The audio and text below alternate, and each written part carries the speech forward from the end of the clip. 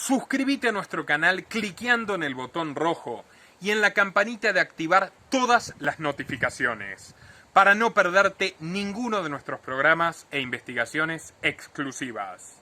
Muy buenas tardes, amigos. Quiero empezar este video atípico con una disculpa, porque lo cierto es que mi intención era realizarlo personalmente, en formato de documental, y estrenarlo en el día de ayer, 12 de octubre, ya que carga un simbolismo que amerita. No obstante, la sobrecarga de trabajo que tengo no me lo permitió, aunque por supuesto son responsabilidades autoimpuestas, ya que busco abordar la mayor cantidad posible de temas que nos interesen a ustedes y a nosotros, a sabiendas de que el porvenir de la libertad en Internet es cuanto menos nebuloso. Por ende decidí compartirles la reflexión de otro colega, liberal y amigo mío, a la que mayormente suscribo, Juan Pablo Pese, a quien ya muchos de ustedes conocen. Los hispanistas, y no me refiero a esto a los estudiosos de la historia o de la filología hispánica, sino a quienes reivindican con cada vez mayor vehemencia al Imperio Español, tienen razón en varios de sus argumentos. Por ejemplo, que muchos autores del mainstream académico abordan con un sesgo benevolente a otros imperios aún más sanguinarios, como lo fue el británico, aunque ellos también son víctimas de la misma levedad cuando lo asocian en forma maniquea y falsaria a la actuación ejemplar e intachable de los mejores liberales ingleses, que lejos de ser cómplices, le presentaron una digna batalla desde el terreno de las letras, como fue el caso de Richard Cobden o Herbert Spencer, o en el espiritual, como fue el caso de William Penn, o directamente tomando las armas y arriesgando el cuello en la gesta contra sus excesos, como hizo el gran Thomas Paine. Sería igual de burdo condenar por los crímenes del Imperio Español a los maravillosos poetas y dramaturgos del Siglo de Oro. Por ejemplo, el gran Lope de Vega o Quevedo. Este último, un auténtico indignado por la miseria famélica que sufrían en la propia península, a causa de la extrema corrupción e ineptitud de sus gobernantes, algo que retrata en El Buscón. Sería igual de absurdo tachar a Don Francisco de antiespañol o agente inglés por aquello, como lo sería condenar con esas categorías al padre Juan de Mariana o al heroico liberal Isidoro de Antillón, que como el resto de los rebeldes de Cádiz resistió a la invasión napoleónica y a su modelo centralista, estatista y neo-jacobino, mientras el cobarde rey felón Fernando VII, cabeza del imperio, entregaba el país servido en bandeja a Pepe Botella. Aquel geógrafo turolense, devenido en revolucionario, combatió con igual tesón al invasor francés que al opresor interno, que no por ser español era menos esclavista, era menos ultramontano, era menos inquisidor, intolerante, pobrista y empobrecedor, más allá de cualquier comparación con las monarquías análogas. Y los realistas le pagaron a Antillón de la peor manera, ya se los contará Juan Pablo. Sería igual de estúpido mancillar el nombre del españolísimo Victorián de Villava, fiscal de la audiencia de Charcas, por compadecerse y sublevarse ante las condiciones infrahumanas que sufrían indios y negros en varios enclaves del Imperio Español, o de los nefastos estatutos de pureza de la sangre, los cuales tampoco se justifican porque los bandeirantes portugueses o los pilgrims dissenters, los famosos peregrinos de Norteamérica, hayan sido tanto más crueles. Y hablando de otro realismo, del realismo histórico, ser realista o ser pragmático no es vender un consenso en la barbarie que no existía y que nunca existió.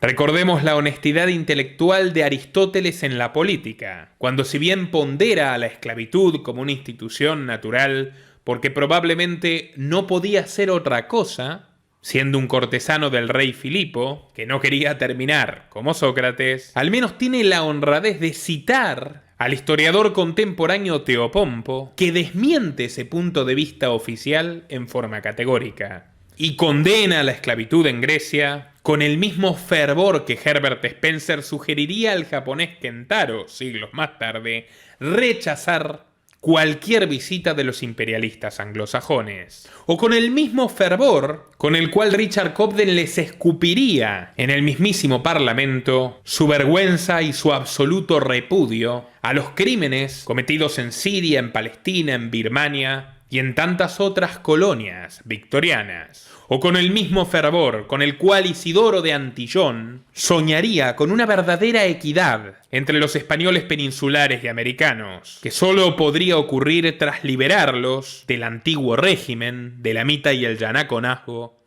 y del infame monopolio comercial. Ser realista en ese sentido, en el de ser fiel a la realidad, no es azuzar la Constitución americana como si reflejase la vida real en la nación que crearon esos aristócratas puritanos que no tardaron ni 2 días en enterrarla en el fango. El compromiso debe ser con los hechos, no con el relato que quisieron contarnos. Y vale lo mismo al observar los hechos atroces de Colón, Cortés o Pizarro, por más leyes y cartas de apariencia misericordiosa que promulgaran sus soberanos, los reyes católicos y sucesores. Probablemente otro hubiera sido el destino de España, y de como les gusta llamar Hispanoamérica, si prevalecían los valores de Antillón sobre la voracidad saqueadora de los Borbones. Del mismo modo que se hubiera vencido la rectitud del valiente Francisco de Miranda en lugar de la vocación despótica de poder absoluto de su discípulo y entregador Simón Bolívar. Espero brindar desde esta casa un modesto aporte hacia una imagen fidedigna y no propagandística de aquel periodo histórico que fue el Imperio Español, al que no solo no es posible volver, sino que tampoco es deseable. El empeño fanático de querer pintarlo como un paraíso terrenal y acusar como únicos culpables a sus rivales extranjeros luce como una especie de rencor de los primos pobres, que sienten haber perdido sus dominios antes y haber terminado bastante peor que varios de sus vecinos de Europa Occidental. Craso error, si es así.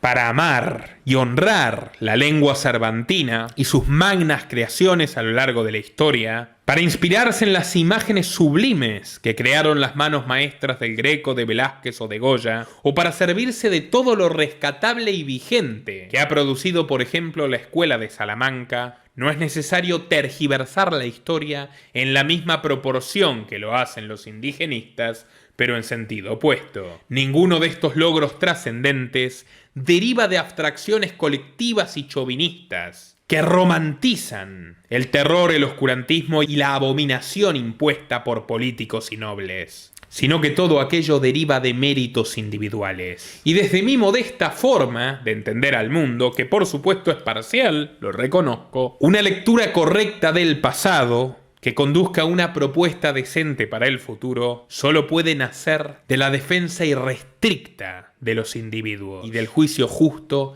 de las luces y sombras de sus acciones, jamás legitimando el horror por más que se disfrace de políticas de Estado, hazañas nacionales o universales o lo que fuere. Los dejo entonces con Juan Pablo Pese para que exponga su análisis y los invito a dar like a este video para que YouTube lo recomiende a más gente mientras ustedes lo están viendo. Cuando ataco el hispanismo no lo hago con la intención tácita de reivindicar al sanguinario imperialismo inglés, ni tampoco al ingenuo y falaz indigenismo. Mi proceder consiste en remitirme a los hechos para demostrar que ningún imperio fue, es, ni será benigno o deseable, y que el imperialismo español no fue precisamente la excepción a la regla. No voy a narrar la historia del imperio español, cuándo se formó, cómo y por qué, cuánto duró. Me voy a limitar, en cambio, a hacer un análisis sobre por qué no es deseable ni tolerable bajo ningún aspecto. A menudo los argumentos hispanistas consisten en reconocer y comparar. Sí, el imperio español cometió atrocidades, pero menores en comparación a otros imperios. Sí, el imperio español comerciaba esclavos, pero eran prisioneros de guerra y eran menos que los de otros imperios. Además se los trataba mejor y si cumplían ciertos requisitos en un par de años se los liberaba. Sí, ocupaban territorios, mataban inocentes y vivían de guerra en guerra, pero eran menos crueles que otros imperios. imperios. Sí, monopolizaban el comercio exterior de sus colonias, obligándolas a intercambiar únicamente con España, pero los ingleses hacían lo mismo o eran peores. Sí, quemaron brujas, pero fue uno de los que menos cantidad de brujas quemó. En fin, esta lógica no nos puede conducir a nada positivo. Dicen los hispanistas que ven en el hispanismo la unión, pero cuando ellos hablan de unir, en realidad se refieren a subyugar. Subyugar a los demás a su monarca, a su credo, a sus impuestos, a su orden, etc. Esto me motiva a ampliar un poco sobre el por qué no sería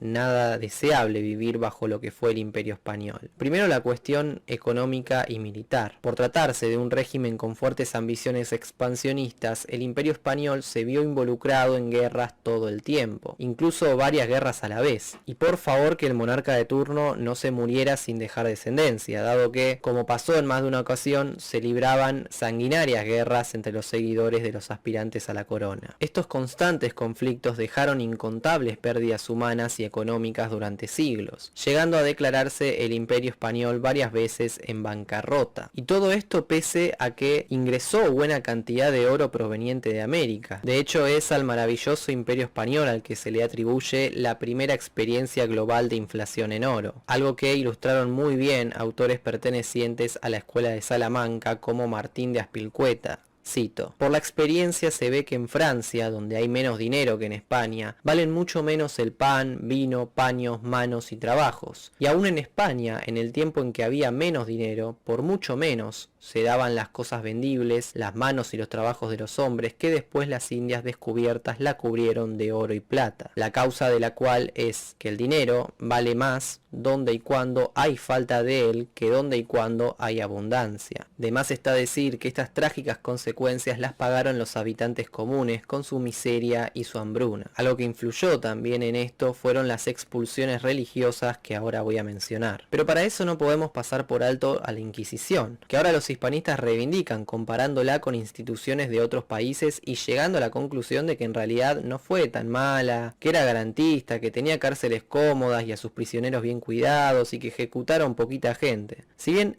hay algo de cierto en que otros países fueron más sanguinarios en determinados momentos, no por eso hay que maquillar la crueldad de las atrocidades que cometió la Inquisición. Y no me sorprende que así sea si los hispanistas fanatizan la información, por ejemplo, de María Elvira Roca Barea, cuya obra tiene no pocas imprecisiones, así también como puntos positivos, hay que reconocerlo, no los quiero menospreciar, pero entre sus errores destaco, por ejemplo, lo siguiente. Dice la autora: según el investigador protestante Ernest Schaffer, autor de un monumental trabajo de investigación sobre el protestantismo en España, el número de protestantes condenados por la Inquisición española entre 1520 y 1820 fue de 220. De ellos, solo 12 fueron quemados. Bueno, esta cita es errónea, probablemente debido a un error de traducción. Lo que dice Schaffer en realidad es lo siguiente: de alrededor de 2100 personas a las que según nuestras actas se les hizo proceso por protestantismo, solo fueron quemadas 220 aproximadamente en persona y otras 120 aproximadamente en estatua. 2100 condenados que Elvira Roca reduce a 220 y 220 quemados en persona que ella reduce solo a 12. Aún así, posiblemente comparado con otros imperios, tal vez el número no sea tan elevado, pero eso no significa que no debamos repudiarlo. En Argentina, el primer gobierno de Perón tuvo una clara inclinación al fascismo, en donde, entre otras cosas, se persiguieron y torturaron opositores. Si yo en vez de repudiar esto pongo mi énfasis en decir que el gobierno de Mussolini era mucho peor, no voy a llegar a ninguna conclusión productiva de cara al presente y el futuro. Cuestión que, con respecto a la Inquisición en épocas de Imperio Español, a finales del siglo XV comenzó una feroz persecución a los conversos, es decir, a judíos recientemente convertidos acusados de practicar el judaísmo en secreto. Hacia 1480 la Inquisición pasó de manos de los obispos a manos de los reyes. Fue entonces que, obedeciendo a un plan de persecución a no conversos, y pese a que recientemente la reina Isabel había prometido no perseguir a nadie, se desató el terror. El argumento era que el problema de los conversos solo se iba a poder solucionar aislando o borrando a los judíos de los territorios cristianos. Los judíos no conversos sufrieron persecución por las cortes locales, fueron aislados en guetos y empezaron a ser expulsados. Además hubo brutales torturas torturas y ejecuciones. Estas medidas generaron una gran polémica y descontento en buena parte de la población, ante lo cual el rey lanzó duras amenazas y fue tajante. Estas medidas generaron una gran polémica y descontento en buena parte de la población, ante lo cual el rey lanzó duras amenazas y fue muy tajante. Cito: si los antiguos inquisidores hubieran actuado concienzudamente de acuerdo con los cánones, no habría habido causa para traer estos nuevos, pero no tenían conciencia y estaban corrompidos por el soborno. Si hay tan pocos herejes como se dice, no hay por qué temer a la Inquisición. No hay que impedirle que secuestre, confisque o haga cualquier otro acto necesario, para asegurarse de que a ninguna causa o interés, por grande que sea, se le permitirá que interfiera con sus procedimientos en el futuro, como ocurre ahora. El Papa Sixto IV, conmocionado por las denuncias de familiares de condenados que le llegaban, se arrepintió de haber concedido a los reyes el establecimiento de la Inquisición nueva, pensando que iba a funcionar como la anterior Inquisición, y reconoció que esta nueva había abusado de su poder. Textualmente dijo lo siguiente: en Aragón, Valencia, Mallorca y Cataluña, la Inquisición lleva tiempo actuando no por celo de la fe y la salvación de las almas, sino por la codicia de la riqueza, y muchos verdaderos y fieles cristianos, por culpa del testimonio de enemigos, rivales, esclavos y otras personas bajas y aún menos apropiadas, sin pruebas de ninguna clase, han sido encerradas en prisiones seculares, torturadas y condenadas como herejes relapsos, privadas de sus bienes y propiedades y entregadas al brazo secular para ser ejecutadas con peligro de sus almas, dando un ejemplo pernicioso y causando escándalo a muchos. Insisto, esto lo dijo el Papa del momento, no lo dijo Bartolomé de las Casas. Lo curioso es que Fernando II respondió al Papa con lo que parece ser una amenaza. Por si acaso hubieran sido hechas concesiones por la persistente y astuta persuasión de los citados conversos, no pienso permitir jamás que surtan efecto. Tenga cuidado, por lo tanto, de no permitir que el asunto vaya más lejos y de revocar toda concesión, encomendándonos el cuidado de esta cuestión. Según Josep Pérez, por estos motivos, entre 1481 y 1488 se dictaron 700 condenas a muerte y miles de cadenas perpetuas y otros castigos. Pero también hay que tomar en cuenta la enorme cantidad de exiliados. Como era de esperarse, toda esta situación no hizo más que acrecentar el caos, el miedo y el desorden. Hubo un puñado de conversos que, entre defensa y venganza, asesinaron a un puñado de inquisidores. Esto le dio la excusa a la Inquisición de establecerse y ganar mayor aceptación entre la población, lo cual culminó en la expulsión de los judíos en 1492,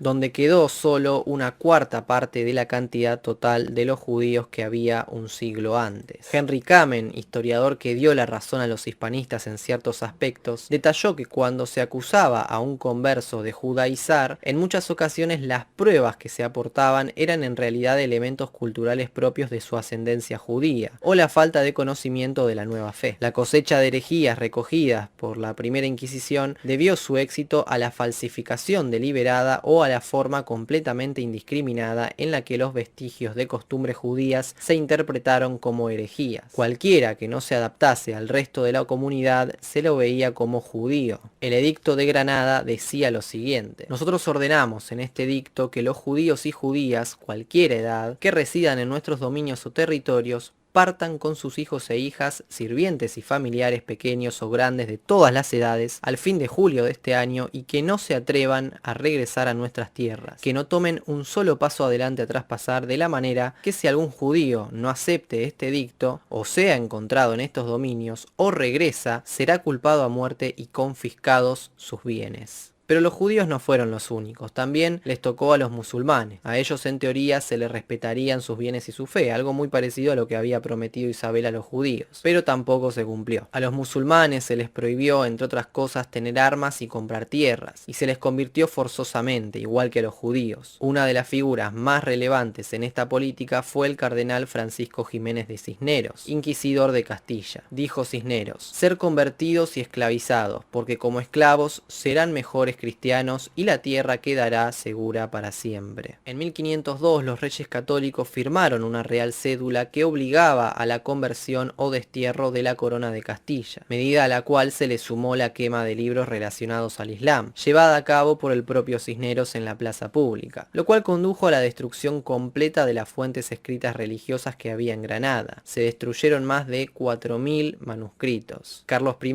prohibió escribir o hablar árabe. También se persiguieron otras costumbres árabes como su música, sus bailes, el vestido, la comida e incluso sus edificaciones. En 1567 Felipe II firmó una pragmática en donde exigió usar la represión absoluta. Francisco Núñez Muley dijo ante las autoridades cristianas granadinas lo siguiente: «Paramos cada día peor y más maltratados en todo y por todas vías y modos, así por las justicias seglares y sus oficiales como por las eclesiásticas. Y esto es notorio y no tiene necesidad de hacerse información de ello. ¿Cómo se le quita a la gente su lengua natural con que nacieron y se criaron? Los egipcios, sirianos, malteses y otras gentes cristianas en arábigo hablan, leen y son cristianos como nosotros». Al poco tiempo estalló la rebelión de las Alpujarras en Navidad de 1568. Por supuesto, la corona respondió militarmente y en 1570 sofocó la rebelión. Ese mismo año limpió de moros a Granada, deportándolos en oleadas a otras zonas de la corona, en condiciones pésimas que en muchos casos les provocaron muertes y enfermedades. Si bien Felipe II aceptó expulsar a los moros en 1581, las órdenes de deportación masiva se sancionaron en 1609.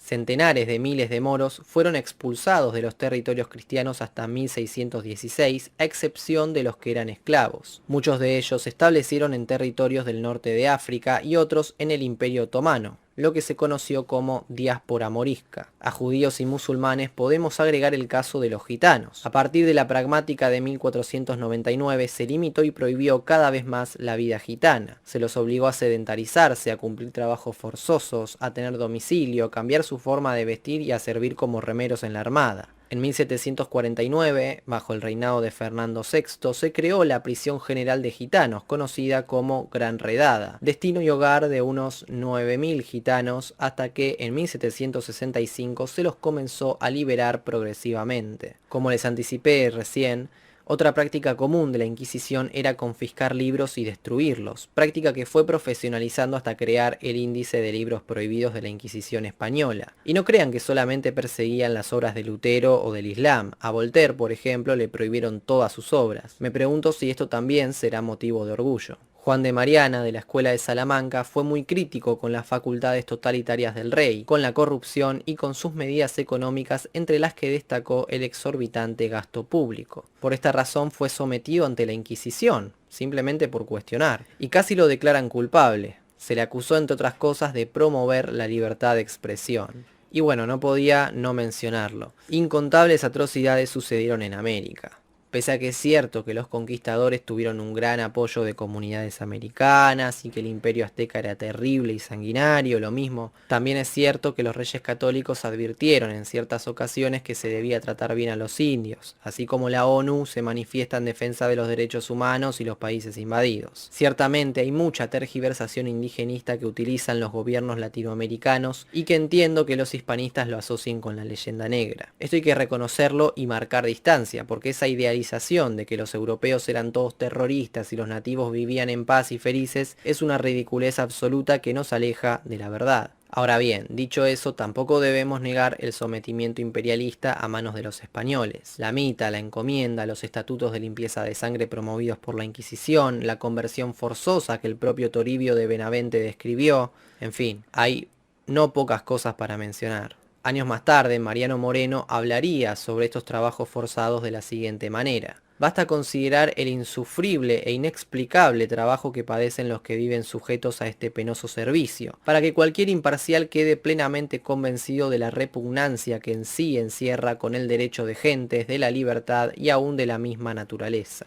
Manuel Balbás, capitán mayor de la Mita, le dijo al entonces intendente Juan del Pino en 1788 lo siguiente: la Mita, si no es el único, es el principal nervio y apoyo de la felicidad del Estado. Sin los indios forzados no es posible dar paso en los progresos del mineral, y si oportunamente no se remedian los apuntados males, llegará a extremo tan decadente que no pueda jamás restablecerse. Negarán en adelante absolutamente sus servicios personales y costará otra nueva guerra civil volverlos a reducir. El intendente Sanz decía en un memorial de 1794 al virrey Arredondo, supuesto pues que dicta la justicia y pide el interés público la conservación de la mita por conveniencia de los mismos indios, para liberarlos de los funestos efectos de la pereza connatural a su índole. Si bien no eran reyes, sí eran sus designados. Y no podemos ignorar el caso de los esclavos, ahí sí la corona es imputable, ya que siempre lo permitió. Es cierto que otros imperios hacían lo mismo, pero eso no es excusa al momento de una reivindicación. De forma vaga puedo mencionar la Real Cédula de 1789 que concedía la libertad para el comercio de negros. Y esto me llama la atención porque los hispanistas suelen decir que la esclavitud no tenía implicaciones raciales sino militares, ya que los esclavos eran en realidad prisioneros de guerra. Sin embargo, en ninguno de los 12 puntos de la Real Cédula se habla de prisioneros de guerra. En todo momento se menciona la palabra negros. Se concede libertad para el comercio de negros, corroborar que los negros sean de buena calidad, los negros tienen que ser de buenas castas, no se permitirá la entrada de los negros que sean inútiles o estén contagiados con alguna enfermedad. En fin, en todo momento se habla de negros, lo cual me hace sospechar, contrario al relato hispanista, que el componente racial sí era importante. Pero bueno, tal vez hay algo que se me esté escapando. Como dato de color, se calcula que la mitad de los esclavos que fueron parte de este tráfico murieron en el proceso mientras eran trasladados. Insisto, a mí no me daría la cara para reivindicar algo así. Una cosa sería, en todo caso, reivindicar la buena obra de un autor que en algún momento defendió la esclavitud. Eso lo puedo entender. Me pasa por ejemplo con Aristóteles. Pero no con el imperio o uno de los tantos imperios encargados de someterlos y traficarlos. Y si me retrucan que no hay que mirar con ojos de hoy, puedo citar a Fray Epifanio de Moirans en 1681. Los católicos que actúan en todo derecho y contra todos los derechos respecto a los esclavos erran en el principio al hacerlos cautivos o al comprarlos y transportarlos a América. Y desaciertan 100 veces en el fin al llevarlos como a bestias y emplearlos como a mulos. Erraron en el principio al introducir la negociación ilícita ciegos de avaricia, y desaciertan 100 veces al mantenerla. Erraron en el principio dando ocasión a sediciones entre negros, a rapiñas, hurtos, inhumanidades, crueldades, represiones inauditas, y ejecutando maldades horrendas y crímenes execrables. Volviendo al caso de los indios, Fray Toribio de Benavente habló de las 10 plagas que había asolado México como si fuera la Biblia. Y no mencionó solo a la viruela y al sarampión, mencionó también la guerra, la hambruna, los capataces, las encomiendas, los tributos excesivos, los trabajos forzados en las minas y los trabajos forzados y sin compensación para la reconstrucción de la Ciudad de México. En 1612 Luis Vega narraba cómo muchos indígenas huían, se suicidaban o incluso morían de tristeza por ir a la mita. En muchos pueblos los mitayos huían para no ser reclamados. Y los hispanistas defienden todo esto alegando que los remuneraban y otras cosas más, como si eso justificara tal aberración. Es muy similar, trazando una analogía, a lo que ocurre en regímenes comunistas ortodoxos que asignan un trabajo obligatorio de acuerdo a lo que necesita el régimen y el ciudadano tiene la estricta obligación de cumplirlo. Ahí también hay una retribución, pero el problema es no poder elegir. Por último, también quiero mencionar el tema del monopolio. Las colonias, que supuestamente, según los hispanistas, no eran colonias, tenían prohibido el comercio exterior, estaban obligadas a comerciar únicamente con España. Como se explicó también en el proyecto alternativo de la Academia a través de las obras de Montesquieu, Voltaire, Bastiat y Gustave de Molinari, el monopolio no es nada deseable. La sociedad se beneficia y aumenta su riqueza a través de la competencia. Para mí, en resumen, un pensamiento que ilustra muy bien el concepto del Imperio Español es el de José del Campillo, ministro de Felipe V.